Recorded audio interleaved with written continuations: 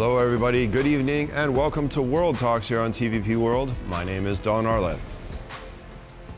After a surprising win, a pro-Russian independent candidate, Călin Georgescu, in the first round of the presidential election in Romania, general parliamentary elections are just around the corner, coming up on Sunday, December 1st.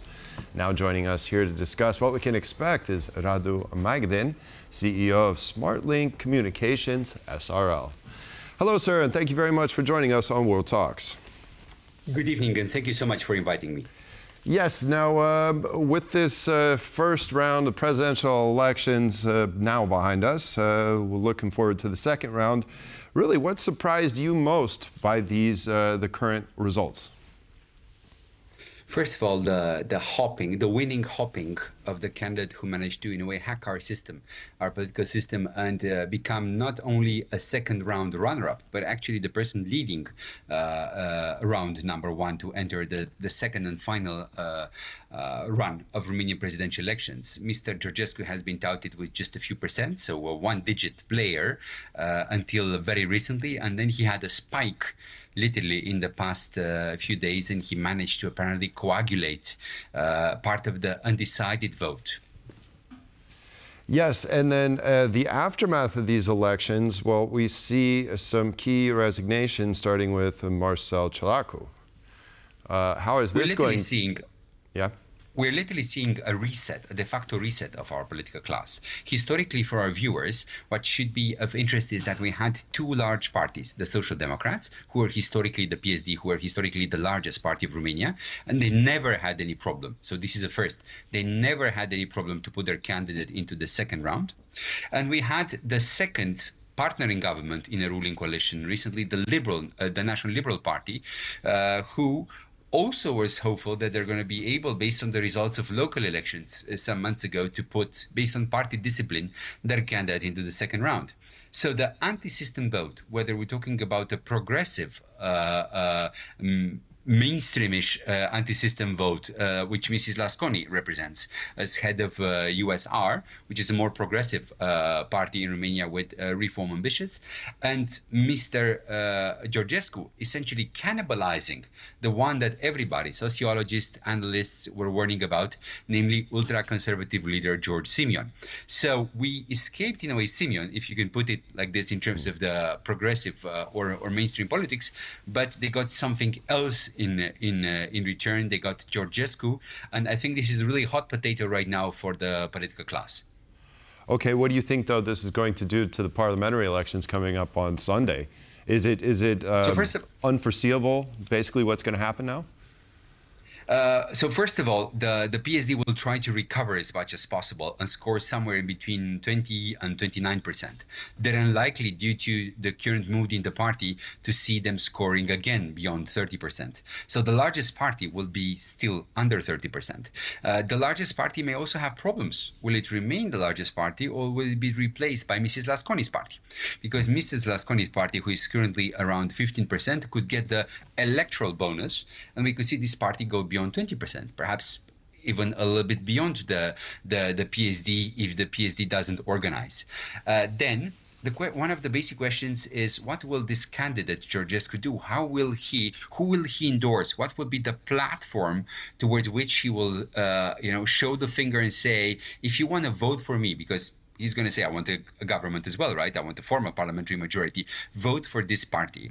And our assessment for the moment is that this may be the party called SOS, Save Romania, which is by Mrs. Șoșoacă, a candidate who was previously banned from our presidential elections. And in fact, this ban is one of the reasons why Mr. Georgescu grew so fast, because he got the Șoșoacă bonus. In a way, her electorate chose somebody else because their candidate was no longer available. Now, if we look forward towards the second round of the presidential elections, again, we have to see who will support who. So who do you think is going to get more endorsements? Is that going to be Ms. Lasconi or Mr. Georgescu? It's a discussion about quantity, and it's a discussion about quality. If you're looking at a discussion of quantity, there will be more quantitative endorsement likely to see for Mrs. Lasconi. But for example, if the Hungarian minority party and the PNL, the Liberals, endorse Mrs. Lasconi, they're likely to be almost as big as our, who is likely to endorse Mr. Georgescu. So there will be what civil society organizations made an appeal for today. You could call that in English containment. The actual wording was to create a cordon sanitaire around candidate Georgescu to make sure that there is support for Mrs. Lasconi. But I can tell you it's going to be really tight. It's going to be really tight. And like former President Băsescu said, Lasconi needs to prepare a little bit more for this debate, while Mr. Georgescu may be in for some dangerous ideas for the country. So for the entire political spectrum and I guess policy-wise, what is really at stake here in these elections over the next 2 weeks? There's a difference in between what you may call narratives and actual capabilities. Now, of course, the president of Romania is the most legitimate political person in Romania because it's a direct vote, and Romanians are coming in droves. Historically, we vote around 10 million of us vote in the second round of presidential elections. For the information of our viewers, we are around 19 million at home and around 4 or 5 million abroad, right? So the diaspora vote is also important. So around 10 million Romanian come and vote. This is a massive political show in town. So the president will be pretty strong in terms also of legitimacy, and the political class will be a little bit disconcerted in the first 100 years. 100 days. So essentially, based on our constitutional arrangements, a parliamentary majority can contain the president. We have seen moments of what the French called cohabitation, right? So a president of one color and a parliamentary coalition of one color. We have also seen in the past attempts to suspend the president. So the room is open. There is limited damage to what a president can do, but nonetheless, the president is our representative in Brussels. So in case it's Georgescu and he goes to speak with Mrs. von der Leyen, it's going to be interesting for a lot of us. So I think a lot of the people in the Romanian intelligentsia would prefer Mrs. Lasconi from this perspective. Right, and it also begs the question of potentially the largest NATO military base, which is under construction in Romania, or Romania's direction towards the European Union.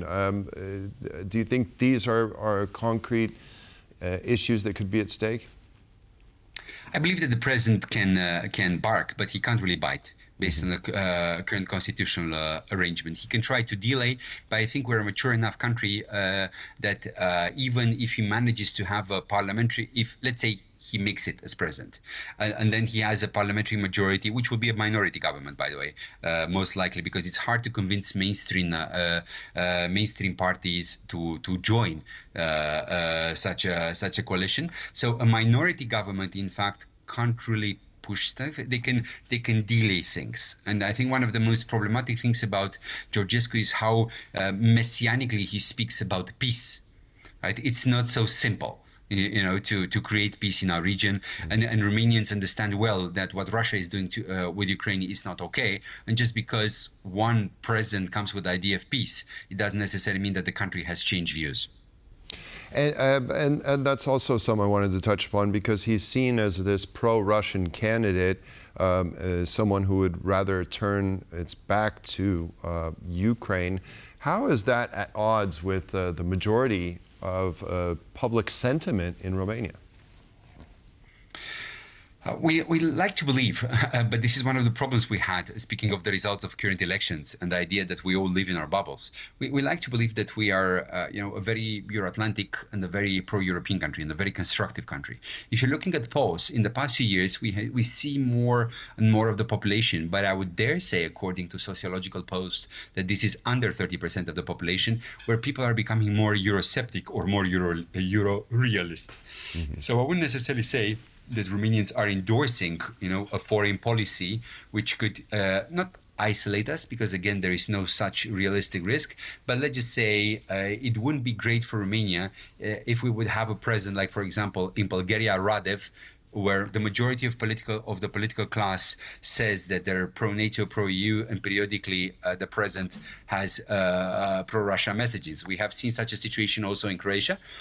Poland has been spared by such, thank God, by such a scenario. Again, our president is pretty strong, but is not as strong as to be dominant.